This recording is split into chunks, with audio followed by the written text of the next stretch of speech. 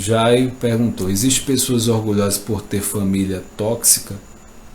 Bom, a família, ela é o centro, é onde a gente aprende a ser que a gente é. Então, se na família existem pessoas tóxicas, naturalmente a gente vai aprender a ser uma pessoa tóxica também. Então, eu preciso primeiro analisar o quanto dessa toxina, dessa família, eu estou trazendo para a minha vida. Eu vou avaliar, eu vou olhar para mim e eu vou perceber quais são os pontos, sinceramente, olhando para mim, quais são os pontos que eu sou tóxico ou tóxica. E aí, a partir disso, eu começo a uma caminhada, uma jornada de mudança. Automaticamente, se eu começo a fazer esse processo de mudança, aí nesse processo, né, quando fala tóxico, né, toxina, tem os vícios emocionais. Então, eu olho para mim, consigo identificar aquilo que é tóxico em mim. E aí eu começo a fazer o processo de mudança. Com o meu processo de mudança, porque isso que é tóxico é um vício. E aí eu vou mudando isso que é tóxico em mim, que é vício. Quando eu vou mudando o meu vício, também vai quebrando os vícios dessas pessoas, da minha relação com essas pessoas. Eu vou quebrando isso. Porque um vício, ele só se sustenta baseado em duas pessoas. Então, se uma dessas pessoas não alimenta o vício, pelo menos em relação a essas duas pessoas, tende a quebrar. Um exemplo prático para você que está assistindo.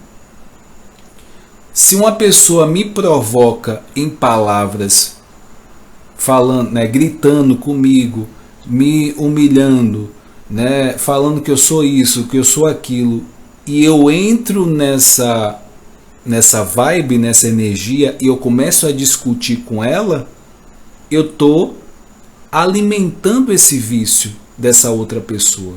Ou seja, eu estou bebendo desse vício. Se eu estou vendo isso, a outra pessoa está provocando, ela tem esse vício, ela está provocando, e eu percebo e não entro nessa energia, nessa toxina, eu estou quebrando esse vício, pelo menos para mim, porque ela vai cair na real, não está funcionando com fulano essas provocações. Isso de forma inconsciente ela vai fazendo, tá? Ou ela tem duas opções, ou ela extingue aquele comportamento, ou ela vai buscar uma outra pessoa para emitir aquele comportamento, para poder ver se alguém alimenta aquele comportamento. Então tem essas duas opções, ou ela acessa aquele comportamento, ou ela procura uma outra pessoa, porque comigo não está colando. Não está colando comigo. Então, nesse sentido, é assim que a gente quebra vícios, né? Já falou de família tóxica, né? Então, se é minha família, talvez por osmose, por estar próximo, eu acabe aprendendo a ser isso também, em alguns momentos da minha vida. Sem perceber, eu reproduzo, porque foi aonde eu fui criado, foi aonde eu aprendi a enxergar a vida, né, a me comportar. Foi esse núcleo que é a minha família. Então, alguma coisa eu peguei nessa história toda. Algumas coisas eu aprendi. E eu acabo reproduzindo no meu momento atual, mesmo que eu não goste desses comportamentos tóxicos, ou desses comportamentos que eu não gosto. Só que o grande lance aí, que é interessante, é, às vezes aquilo que eu não gosto muito de uma pessoa, um comportamento, uma atitude, às vezes eu me pego fazendo a mesma coisa. Um exemplo disso, só para vocês entenderem, vocês estão assistindo. Você é mãe, né? Você se tornou mãe e você falou para você mesmo que quando você tivesse um filho ou uma filha, jamais faria um tal comportamento que sua mãe ou seu pai fez. Em um momento de estresse, um momento de muita raiva, tá lá você fazendo a mesma coisa que seu pai ou sua mãe fez com você quando você era pequeno, e você falou, jurou para você mesma, né, que não ia fazer aquilo. Só que você acabou aprendendo, tá internamente gravado em você. Eu não sei se alguém se identificou com isso que eu acabei de falar.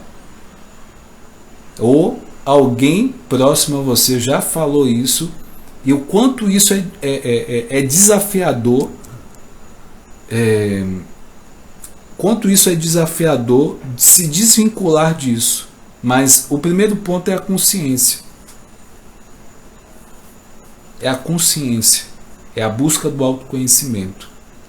Quanto mais autoconhecimento, ele liberta você. Liberta de quê?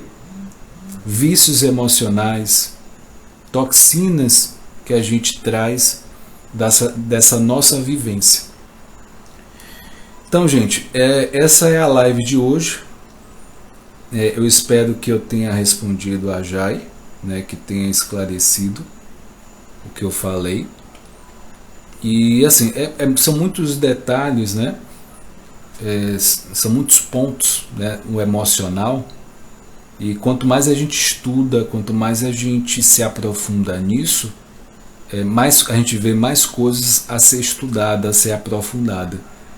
É por isso que a psicologia é tão, né, ao meu ver, muito bonita, e, né, a gente acaba entendendo muitas coisas, nosso comportamento, do outro. E isso, né, quando a gente entende, a gente acaba não se importando muito com algumas coisas. Hoje a gente pode dizer que são coisas pequenas. Com a consciência, com a inteligência emocional, a gente olha as mesmas coisas e fala, por quanto tempo eu perdi brigando, me desgastando com certas coisas que eu poderia deixar para lá. E poderia viver melhor e em paz do que se estivesse ligando para aqueles pontos. Então, quando a gente começa a desenvolver a inteligência emocional, a gente tem esse olhar. Por quanto tempo eu perdi? Eu, com essa cabeça de hoje, aquela situação, eu não perderia tanto tempo. Eu já teria resolvido, não agiria da mesma forma, deixaria para lá. É essa consciência que a gente precisa, de fato, desenvolver. Toda quinta-feira, né, trazendo essa série sobre o assunto orgulho. Dia de quarta-feira eu trago filmes, né, na verdade, e a psicologia como uma mediadora para a gente clarear o que acontece no filme, né, em relação ao personagem principal, a história e o contexto. E dia de segunda-feira eu trago assunto da ansiedade, depressão, para que as pessoas, né, a gente sabe que depois da pandemia houve um crescimento absurdo da ansiedade e depressão. Tem muita gente que até hoje não estão sabendo lidar com a ansiedade. Eu estou vendo muito, de uma forma muito frequente, uma pessoa com ansiedade, com perda de memória. Ela acaba esquecendo de forma muito fácil o dia a dia, o que é fazer, essa coisa de esquecimento, uma sensação de estar perdida, uma falta de organização Então é isso que eu tenho escutado muito, uma pessoa com uma ansiedade. Isso tem sido muito recorrente na clínica, né, que eu atendo como psicólogo. Então, o que está acontecendo? Então, se a pessoa ela não está conseguindo não se lembrar o que ia fazer, não tem, ela está com a sensação de estar perdida, ela não tem uma organização e ela está tendo dificuldade de se reorganizar em coisas pequenas, às vezes coisas, tarefa de casa, cozinhar, arrumar a cama, arrumar a casa, essas coisas ela não consegue. Esse é o cenário hoje de uma pessoa com ansiedade. Rodrigo, seja bem-vindo. Então é isso que a gente está vendo na clínica no contexto atual. E se você não é inscrito no canal Whindeson Moraes Coach, o link está aqui na bio do Instagram. E se você está vendo esse vídeo no YouTube, é só você se inscrever, se você é novo, compartilhar. São vários vídeos, vários conteúdos. E minha eterna gratidão, crescer e contribuir. Um forte abraço, fica com Deus, até a próxima. Tchau, tchau, gente.